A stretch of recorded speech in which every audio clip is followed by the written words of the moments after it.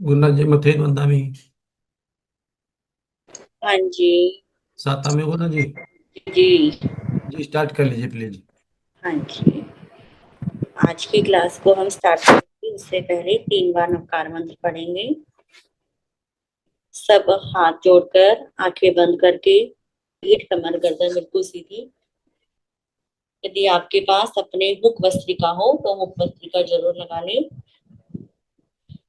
नमो हरिहंतान, नमो सीतान, नमो आयरियान, नमो उपछायान, नमो लोये सब साहुन, नमो हरिहंतान, नमो सीतान, नमो आयरियान, नमो उपछायान, नमो लोये सब साहुन, नमो हरिहंतान, नमो सिद्धानं, नमो आयरियानं, नमो वज्रायानं, नमो लोये सब साहुनं, ऐसो पंच नमोकारो सब पावक नासनो, मंगलानं चे सपेसि, पढ़े मंगा वै मंगलम, मंगलानं चे सहवेसि, पढ़े मंगवई मंगलम। बोलिए पंच परमेष्टि महामंत्री नवकार की जय। भगवान महावीर स्वामी की जय। आचार्य सम्राट पूज्य श्री शिव मुनि जी महाराज की जय। संघ सेतु उपाध्याय प्रवर पूज्य गुरुदेव श्री रविंद्र मुनि जी महाराज की जय। संसार के सभी महापुरुषों की जय। जिन जैन धर्म की जय। जिन शासन देव की जय। जिन शासन माता की जय। हे ज्ञान के देवता, हे ज्ञान की देवी माँ सरस्वती, आज की हम अपनी यह क्लास प्रारंभ करने जा रहे हैं। तो आप हमें अच्छे से, हमारे जीवन में ज्ञान आए, हमारी बुद्धि स्थिर रहे, हम जो भी सीखे हमें याद रहे, ऐसी आप कृपा करना। इस 1 घंटे के दौरान हमारा मन इधर उधर ना भागे। तो मेरा सबसे कहना है, जिनकी वीडियो ऑफ है, यदि कोई मजबूरी आपकी नहीं है तो अपनी अपनी वीडियो आप ऑन कर लीजिए।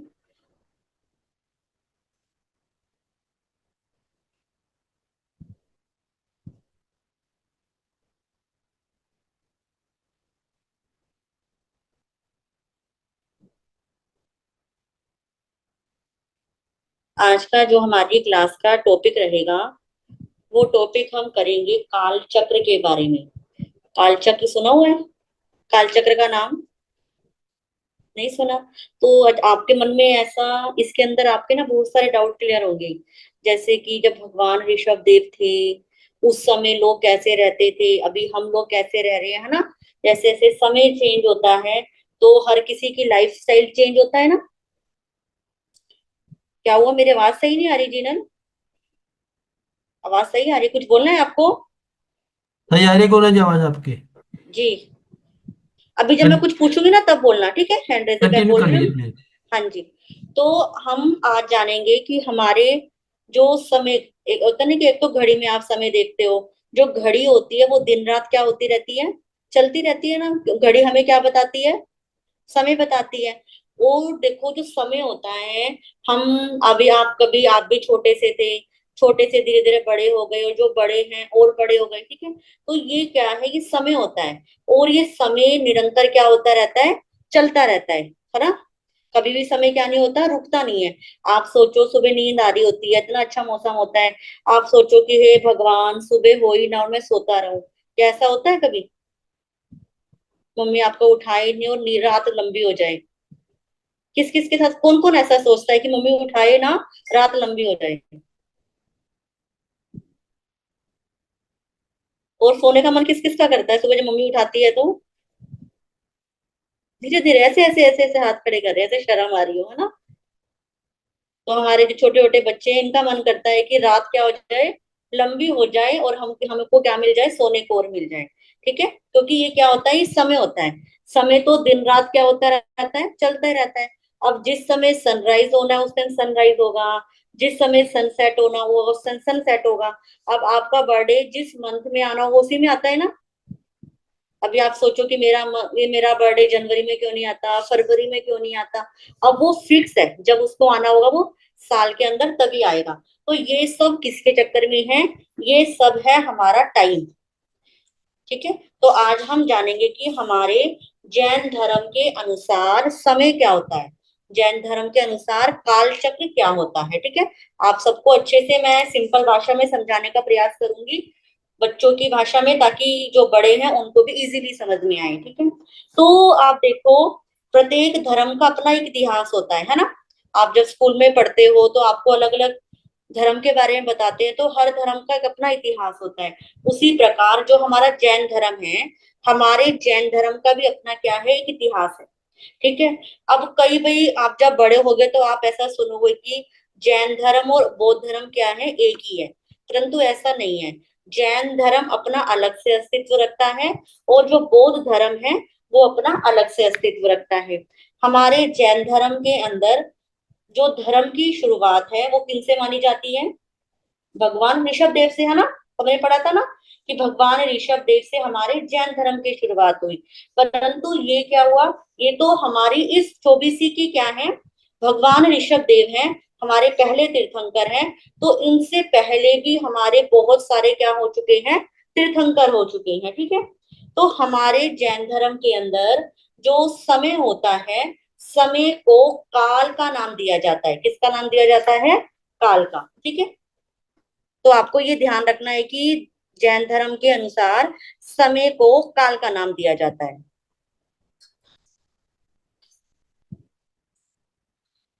सबको दिख रही है स्क्रीन, दिख रही है ना। तो जो ये समय होता है, जो हमारे जैन धर्म के अनुसार समय को काल चक्र का नाम देते हैं। और इस काल चक्र के अंदर 12 क्या होते हैं, पार्ट्स होते हैं। जैसे घड़ी होती है, घड़ी के अंदर कितने नंबर होते हैं, 12 नंबर होते हैं ना। उसी प्रकार हमारा जो ये काल चक्र होता है, इसके अंदर भी 12 क्या होते हैं, काल चक्र होते, 12 12 क्या होते हैं, डिवाइडेड होते हैं, 12 भागों में इसको भाग बांटा जाता है। ठीक है, जैसे घड़ी की 12 सुई होती है, वैसे ही इस काल चक्र के भी क्या है, 12 पार्ट है। ठीक है, अब इस काल चक्र को दो भागों में बांटा जाता है। आप देख रहे हो, सबको दिख रहा है फोटो में। एक है उत्सर्पणी काल और एक होता है अवसर्पणी काल। ठीक है, एक होता है उत्सर्पणी काल और एक होता है अवसर्पणी काल।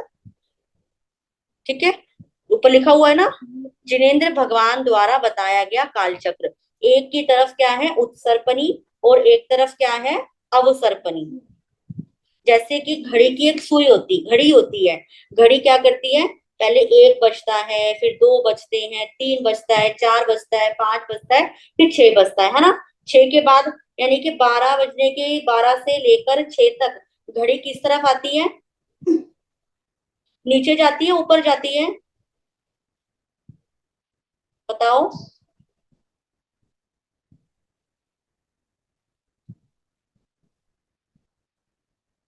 हाँ जी क्यांश, घड़ी किस तरफ जाती है, 12 से बजे के बाद घड़ी की सुई जब 6 तक आती है तो नीचे जाती है कि ऊपर जाती है, नीचे जाती है। नीचे जाती है, वेरी गुड। और जब 6 बजने से लेकर 12 बजे के बीच में घड़ी कहाँ जाती है, ऊपर। ऊपर जाती है। ठीक है, अब आपको, ठीक है इतना ही पूछना था, फिर बाद में पूछेंगे। ठीक है, अब आपको, तो ऐसे ही आपको याद रखना है कि एक होता है उत्सर्पणी काल और एक होता है अवसर्पणी काल। जो अवसर्पणी काल होता है उसका जो समय होता है 12 बजे से लेकर 6 बजे तक। ठीक है, अवसर्पणी काल का टाइम क्या होता है, 12 बजे से 6 बजे तक का। और उत्सर्पणी का टाइम क्या होता है, 6 बजे से लेकर 12 बजे तक। ठीक है, इजी, सबको समझ में आया, आया ना सबको समझ में, कि एक घड़ी है, घड़ी को हमने दो भागों में बांटा। एक 12 से 6 बजे तक का समय वो हमारा अवसर्पणी का समय हो गया, और एक 6 से 12 बजे तक का समय वो हमारा क्या हो गया, उत्सर्पणी समय। ठीक है, यानी कि एक में घड़ी की सुई नीचे की जाती है और एक तरफ घड़ी की सुई कहाँ जाती है, ऊपर की ओर जाती है। ठीक है, इतना याद रखोगे ना सब, क्लियर सबको यहाँ तक का। ठीक है, तो इस प्रकार ये जो काल चक्र होता है, ऐसे घड़ी घूमती रहती है, घड़ी कभी भी टिकती नहीं है ना, ऐसे ही जो काल चक्र होता है ये भी क्या होता रहता है, इसकी सुइयां क्या होती रहती है, घूमती रहती है, ठीक है। और अनंत काल तक ये इसे घूम रहा है और अनंत काल तक ये घूमता रहेगा। अब आपका इनमें से यहां तक में किसी का कोई डाउट हो तो पूछो, फिर मैं आगे बढ़ाऊंगी। हाँ जी जीनल।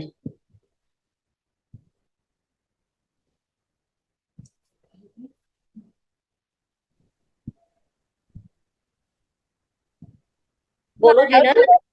उत्तर सर्पणी जो काल है उसे और कुछ बोल सक उसका मतलब क्या होता है? अभी बताऊंगी ना आगे आपको, जितना मैंने अभी बताया उतना समझ में आ गया ना, इनके नेम समझ में आ गए ना, ठीक है ना। जितना भी मैंने बोला है वो सब समझ में आ गया, अभी आगे मैं बताऊंगी। महाराज जी, आपने किसकी टाइप बताई थी? दो होती हैं, उत्तर सर्पणी और अब सर्पणी। किस चीज की दो टाइप होती हैं ये? काल चक्र को दो भागों में बांटा है, ठीक है।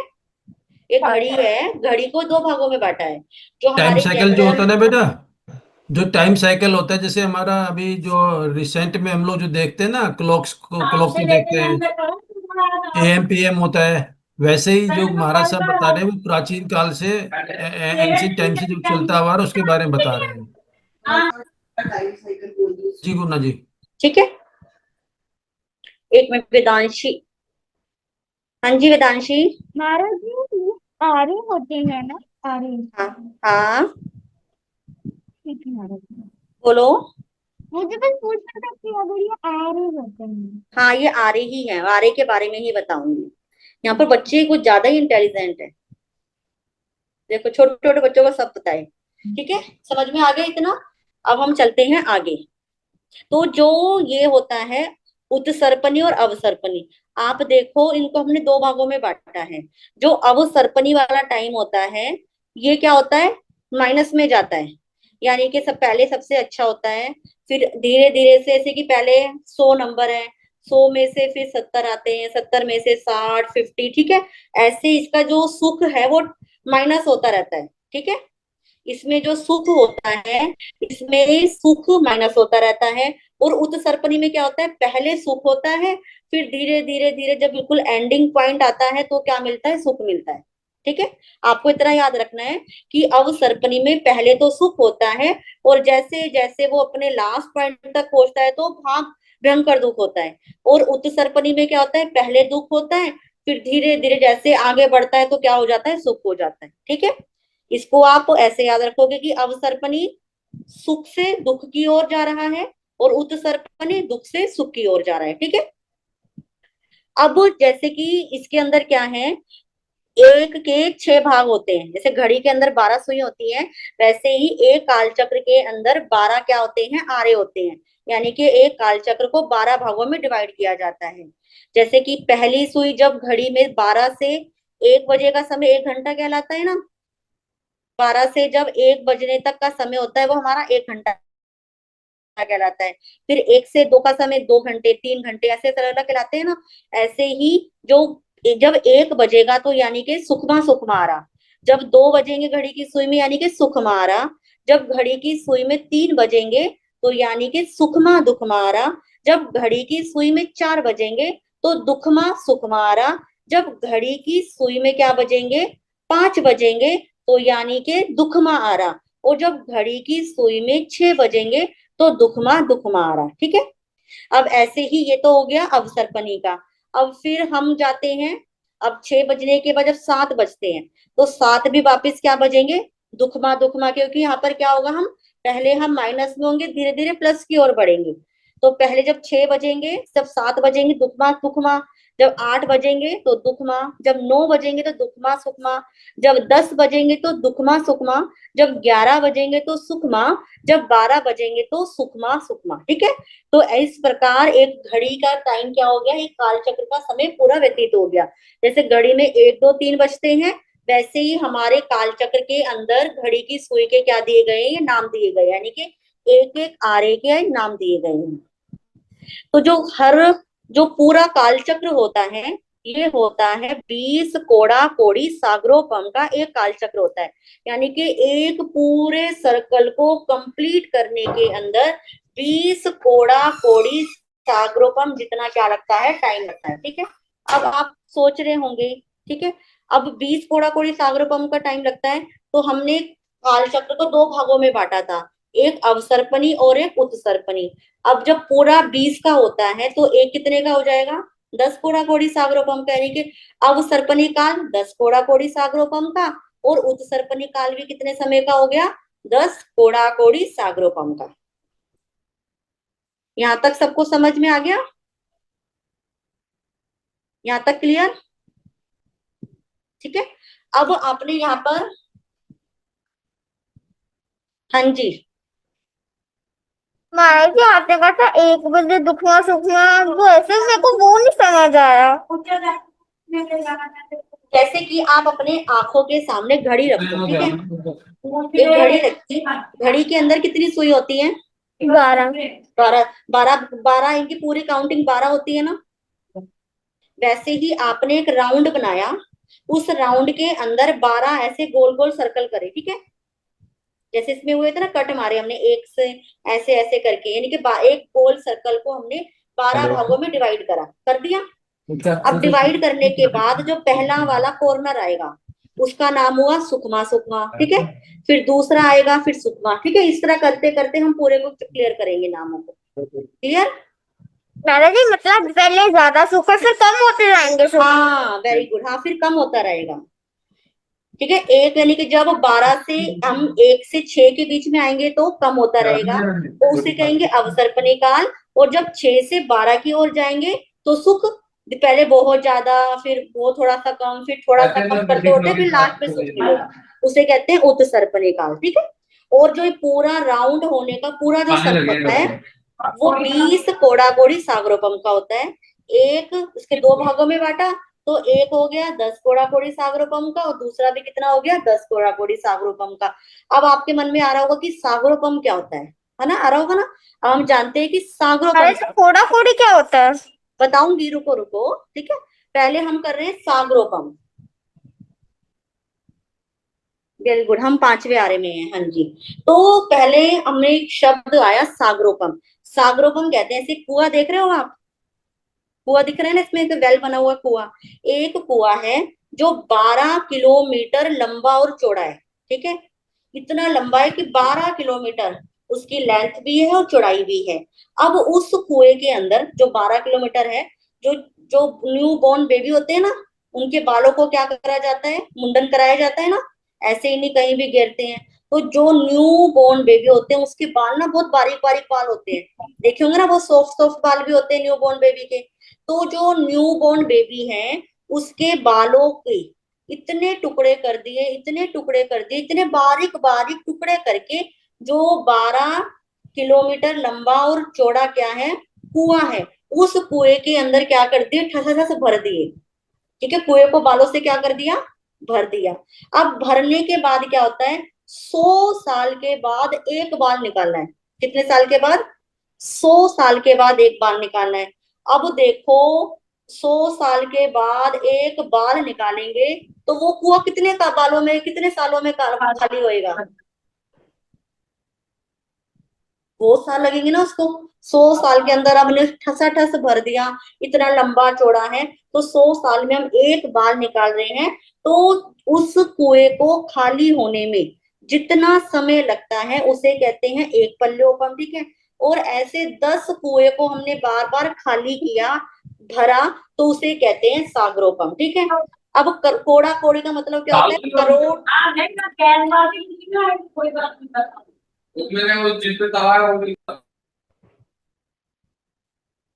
अब कोड़ा कोड़ी का मतलब किसकी है? अब कोड़ा कोड़ी का मतलब होता है करोड़ से करोड़ को गुना करने पर जितनी संख्या प्राप्त हो, ठीक है, उसे हम कहते हैं कोड़ा कोड़ी सागरोपम। ठीक है, आगे समझ में सागरोपम का। अभी हम थोड़ा सा आगे बढ़ते हैं, फिर लास्ट में पूछना, ठीक है, तो हमारा हो नहीं पाएगा। ठीक है, अभी हम आगे जानते हैं। ये हमने पढ़ लिया कि 10 कोड़ा-कोड़ी सागरोपम का एक 10 कोड़ा-कोड़ी पल्योपम का एक सागरोपम होता है और ऐसे 20 कोड़ा-कोड़ी सागरोपम का एक कालचक्र होता है। अब देखो हमने बताया था कि इसके पूरे टोटल क्या होते हैं, 6 नाम होते हैं। जो अवसर्पणी का नाम होता है, पहले सुखमा सुखमा, फिर सुखमा, फिर तीसरा सुखमा सुखमा, फिर चौथा दुखमा सुखमा, फिर पांचवा दुखमा और छठा होता है दुखमा दुखमा। ठीक है। अब जो पहला आ रहा होता है, जैसे कि 4 कोड़ा कोड़ी सागरोपम का क्या होता है, एक वो होता है। अब इसके अंदर क्या बताते हैं, जो पहला आ रहा है जिसका नाम क्या है, सुखमा सुखमा। अब इसका जो टोटल समय होता है वो होता है 4 कोड़ा कोड़ी सागरोपम का। इसमें क्या होता है, जो मनुष्य होता है, मनुष्य की हाइट कितनी होती है, अवगाना मतलब हाइट 3 कोस की होती है। 3 कोस का मतलब होता है, जो गाय होती है ना, गाय की 3, एक तो गाय तो ऐसे होती है, अब गाय को ऐसे हम खड़ा करें, यानी कि मुंह नीचे टांग ऊपर, तो ऐसे एक गाय के ऊपर दूसरी गाय फिर तीसरी गाय, तो जो हाइट बनेगी, तो उस समय जो पहला आ रहा था मनुष्य की हाइट कितनी होती थी, 3 कोस की होती थी। और मनुष्य की जो आयु होती थी वो 3 पल्योपम की होती थी। पल्योपम अभी आपने पढ़ा था, ठीक है। और मनुष्य की जो बॉडी के अंदर पसलियां होती थी वो होती थी 256 पसलियां, इतने इनके उसके अंदर पसलियां होती थी। और धीरे धीरे घट के कितनी हो गई, 128 पसलियां हो गई। तो जो पहला आरा है उसके अंदर क्या होता है, सुख ही सुख होता है।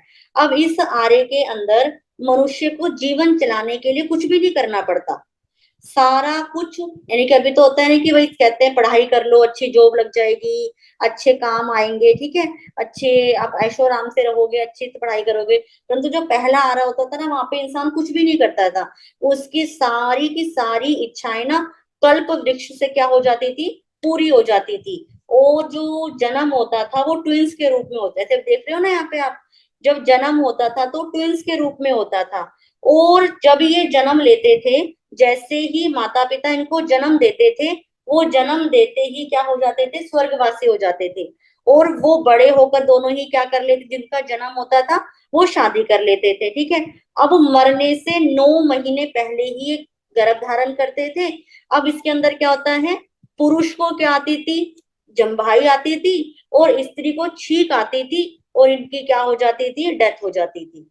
ये क्या होता था पहले आरे के समय में। और इंसान को भूख कितनी लगती थी, जैसे एक अरहर की दाल होती है ना, तुअर की दाल भी जिसे कहते हैं, अरहर की दाल का एक दाना खा लेते थे और इनका पेट क्या हो जाता था, भर जाता था।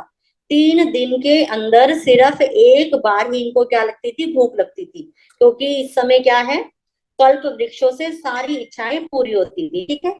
अब जो दूसरा आरा है उसका नाम क्या है, सुखमा आरा। सुखमा में क्या मतलब, सुखमा का मतलब होता है ये क्या देगा, सुख देने वाला है। ये भी किस में आता है, अच्छे समय में अंदर आता है।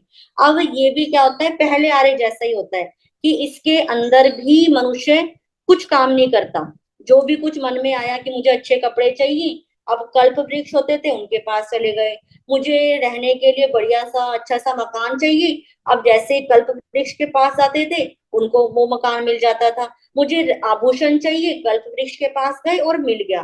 तो यानी कि जो दूसरा आ रहा था उसमें भी क्या है, सुख है, ठीक है। अब सब कुछ क्या होने लगा, सब कुछ अच्छा चल रहा है, परंतु कुछ सुखों में क्या आ जाती है, यहाँ पर कमी आ जाती है। पहले आरे के अंदर क्या होता था, भूख 3 दिन के बाद लगती थी, परंतु दूसरा आरा आया तो जो भूख लगती थी वो 2 दिन में क्या करने लग गई, एक बार लगने लग गई। पहले आरे के अंदर अरहर की दाल जितना खाना खाते थे तो पेट भर जाता था। अब जैसे दूसरा आरा आया तो जो बेर होता है, बेर जितना खाना खाया और क्या हो जाती थी, पेट भर जाता था। और इसका जो समय होता है वो 3 कोड़ा कोड़ी सागरोपम का होता है। इस आरे में पहले आरे की अपेक्षा सब चीजें क्या हो जाती हैं, घट जाती हैं, ठीक है। ये कुछ आपके काम का नहीं। और इसके अंदर जो मनुष्य की हाइट होती थी, पहले आरे के अंदर होती थी 3 कोस की हाइट, अब यहाँ पर कितनी है, 2 कोस की, यानी कि 6.7 किलोमीटर, इतनी लंबी हाइट। अब इसके अंदर पसलियां उसके अंदर कितनी थी, 256 थी, अब यहाँ पर घटते घटते रह गई 128, इस आरे में मनुष्य को भूख 2 दिन के बाद लगती है, और इसके अंदर क्या लेते हैं, सिर्फ बेर जितना आहार लेते, खाना खाते, एक बेर खाया और भूख क्या हो जाती है, शांत हो जाती है। ठीक है,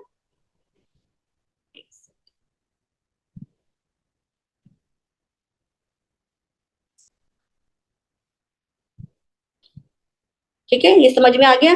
अब फिर आता है तीसरा आरा। तीसरा आरा जिसका नाम है सुखमा दुखमा। सुखमा का अर्थ क्या है कि सुख, और दुखमा का अर्थ क्या है, दुख। अब जो पहले पढ़ा था, पहले वाले में क्या था, सुखमा सुखमा, सुखी सुख। अब दूसरे आरे में क्या है, सुख है, परंतु थोड़ा सा सुखों में कमी आ गई। अब तीसरे आरे में क्या है, सुख और दुख, सुख के साथ क्या आ गया, दुख भी आ गया।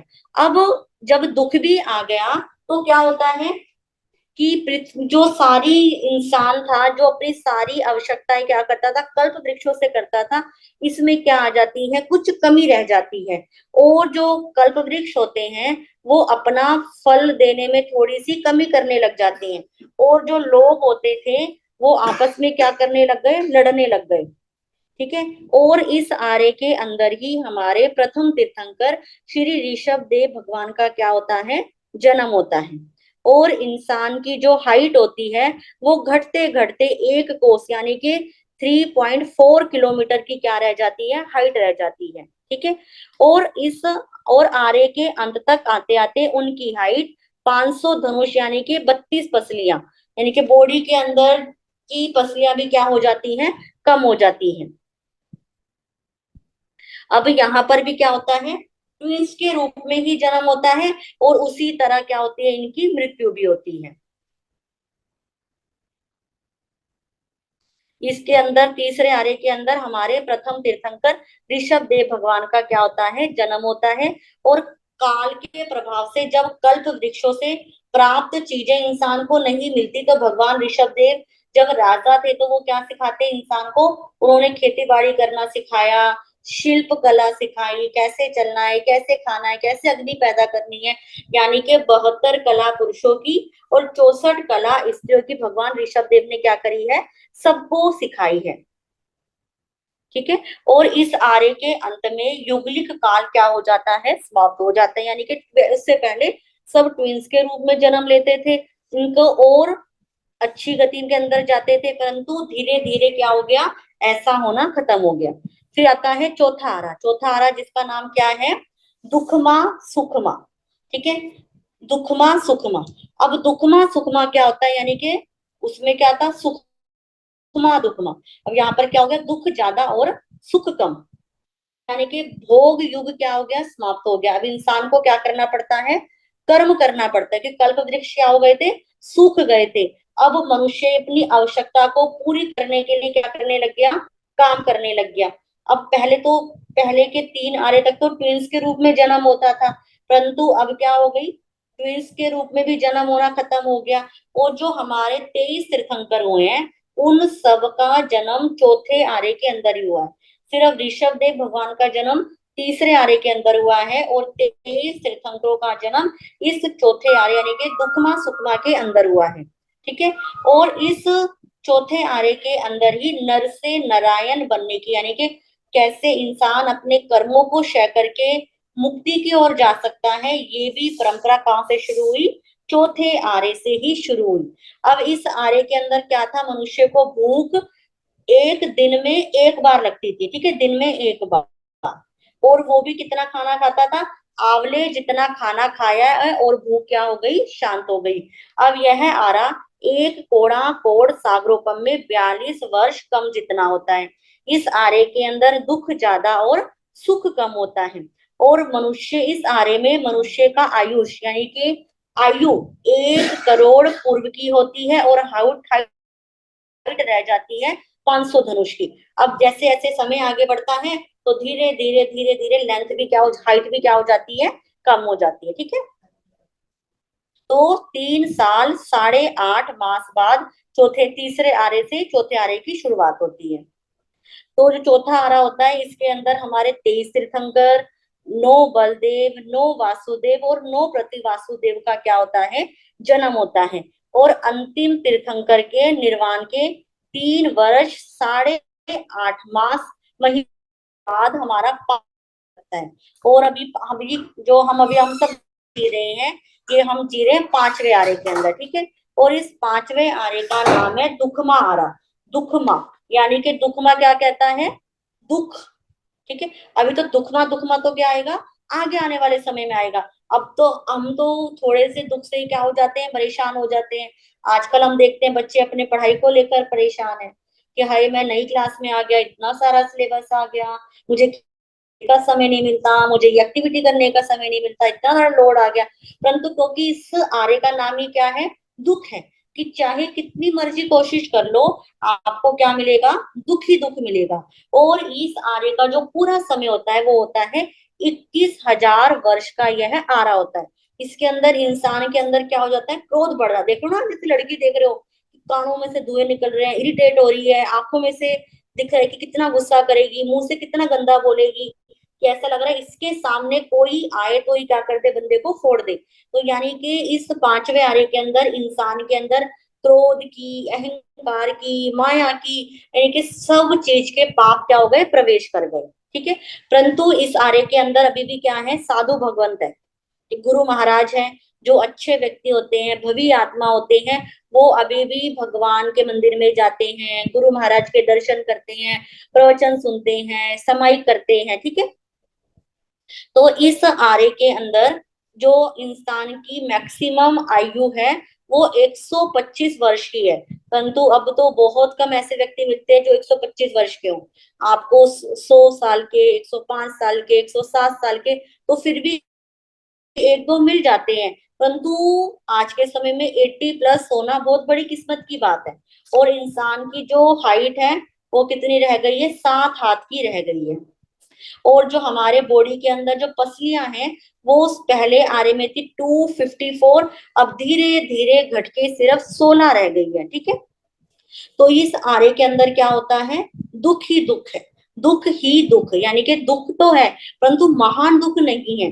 परिश्रम बहुत करना पड़ता है और मनुष्य की इच्छाएं क्या हो गई है, बहुत ज्यादा बढ़ गई है, लालच बढ़ गया है, बस मेरे पास आ जाए आ जाए। और इस 5वें आरे के अंदर प्राकृतिक आपदाएं बहुत आती हैं, जैसे कि अभी देख रहे हो, कहीं भूकंप आ रहा है, कहीं अकाल पड़ रहा है, कहीं बाढ़ आ रही है, कहीं आग लग रही है, कहीं बम विस्फोट हो रहा है, कहीं लोग मारे जा रहे हैं। तो ये सब किसका प्रभाव है, 5वें आरे का प्रभाव है, ठीक है। परंतु इंसान क्या चाहता है, अपनी लग्जरी लाइफ चाहता है, वो धर्म ध्यान नहीं करना चाहता। घूमने फिरने के लिए तो टाइम होता है, परंतु धर्म ध्यान करने के लिए क्या नहीं होता, टाइम नहीं होता, क्योंकि इस आरे के अंदर इंसान के पास कहने के लिए क्या नहीं है, समय नहीं है, ठीक है। यह आरा जो होता है वो होता है 21,000 वर्ष का होता है। और भगवान महावीर के निर्वाण के 3 साल 8.5 महीने जब रह जाते हैं, तब उस समय इस 5वां आरा क्या होता है, शुरुआत होते हैं। और इस आरे में मनुष्य की भूख क्या हो जाती है, बढ़ जाती है। अभी हम सब है ना यहाँ पर, हम रोज खाते हैं, तीनों टाइम खाते हैं, 3 टाइम के अलावा भी हमें क्या लगती रहती है, भूख लगती रहती है। क्यों, क्योंकि किसका प्रभाव है, समय का प्रभाव है ना। आपने अभी खा लिया, क्लास से पहले खा लिया, अब क्लास खत्म होगी, फिर क्या चाहिए, कुछ खाने के लिए चाहिए। कि इंसान की भूख ही क्या नहीं होती है, शांत नहीं होती। इसलिए इस आरे का नाम क्या है, दुखमा आरा है, ठीक है।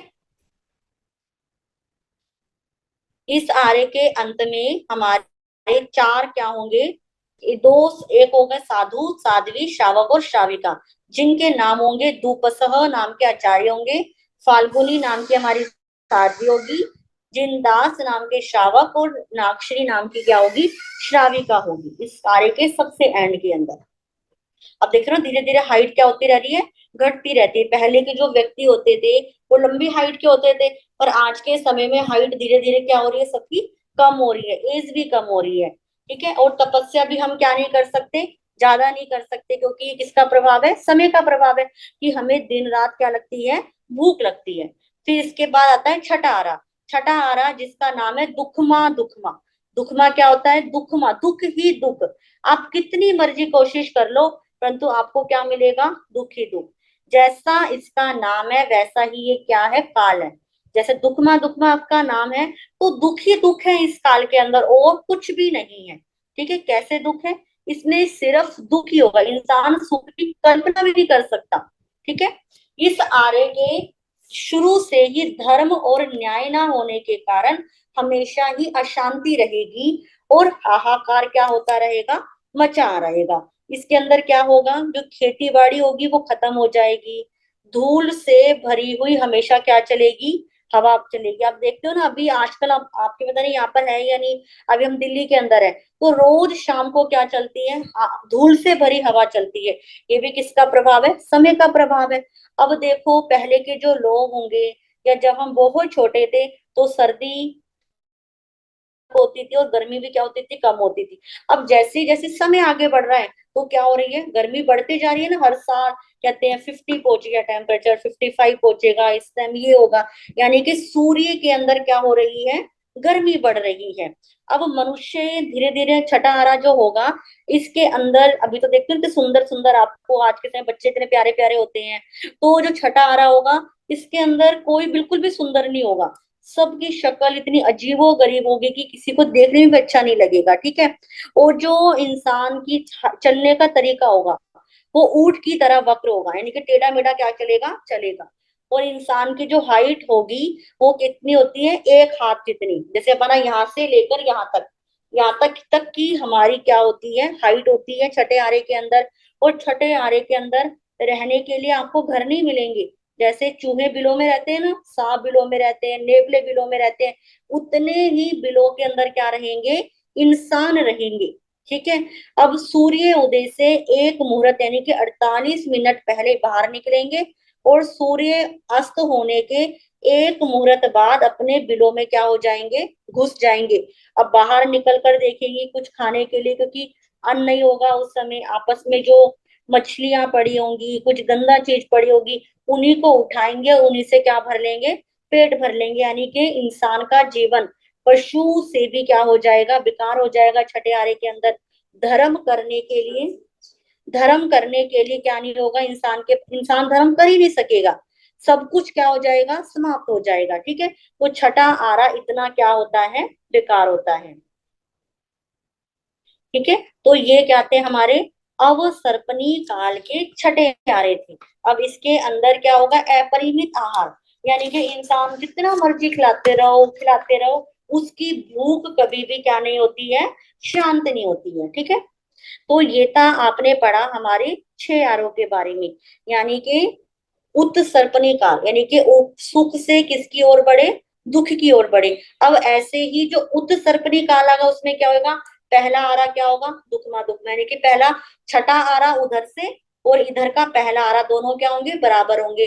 फिर अगला आ जाएगा, उसके अंदर आ जाएगा दुखमा सुखमा, दुखमा आ जाएगा कि उसके अंदर दुख दुख थे, अब यहाँ पर क्या आ जाएगा, दुख दुख। तो आप ये सब क्या कर सकते हो, खुद ही कैलकुलेट कर सकते हो। तो इस प्रकार क्या होता है हमारा, ये पूरा काल चक्र चलता है, ठीक है। अब जैसे कि अभी हमारा अब सर्पणी काल चल रहा है, क्योंकि हम अभी ऊपर से कहाँ जा रहे हैं, नीचे की ओर जा रहे हैं। अभी हम कौन से आरे में हैं, 5वें आरे के अंदर है। और आगे जो आरा आएगा वो कौन सा आएगा, छठा आरा आएगा, जिसका नाम क्या है, दुखमा, दुखमा आरा, ठीक है। तो फिर धीरे धीरे करके भी छठा आरे का समय पूरा होगा, फिर वापिस से छठा आरा आएगा, फिर पांचवा, चौथा, ठीक है। तो कितने सालों के बाद वापिस से क्या होगा, धर्म ध्यान होना शुरू होगा। जी, गुरु आज्ञा से मंगल पाठ सुनेंगे। नमो अरिहंतानम, नमो सिद्धानम, नमो आयरियानम, नमो उभयछायानम, नमो लोये सब साहुनम, श्री चत्तारी मंगलम अरिहंता मंगलम सिद्धा मंगलम साहु मंगलम, केवली प्रणतो धम्मो मंगलम, चत्तारी लोगुत्तमा अरिहंता लोगुत्तमा सिद्धा लोगुत्तमा साहु लोगुत्तमा, केवली प्रणतो धम्मो लोगुत्तमा, चत्तारी शरणम पवज्जामि अरिहंते शरणम पवज्जामि, सिद्धे शरणम पवज्जामि, साहु शरणम पवज्जामि, केवली प्रणतम धम्मम शरणम पवज्जामि। ये 4 शरणे दुख हरणे मंगल करने और ना शरणा कोई, जो भव प्राणी याद रखे अक्षय अजर अमर पद। बथेई मुन्ना भी बोला है, हाँ बथेई जी। मुन्ना। अटेंडेंस ग्रुप में भेज दीजिए प्लीज सभी।